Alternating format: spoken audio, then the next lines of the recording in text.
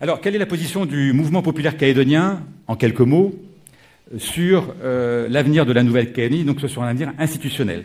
Premier point, nous voulons une question claire. Nous ne voulons pas qu'en octobre ou novembre 2018, on laisse le choix aux Calédoniens entre une sorte d'indépendance association et une indépendance pure et dure.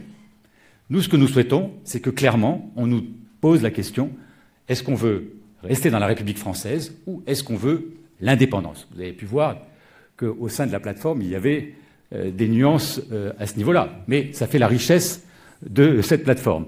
En tout cas, nous, ce que nous voulons, c'est une question claire pour les Calédoniens en 2018 et non pas une question qui pourrait être ambiguë, donc entre le maintien dans la République française ou l'accession à l'indépendance.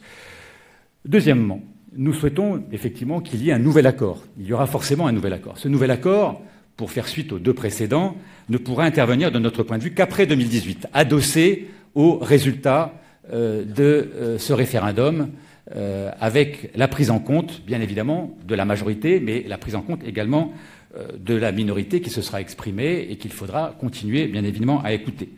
Nous pensons qu'il n'est pas possible de réaliser un accord avant et que cet accord avant ne pourrait être, et donc ce qui est impensable, qu'une sorte d'indépendance association. Et donc, c'est la raison pour laquelle nous considérons que cet accord ne peut intervenir qu'après 2018.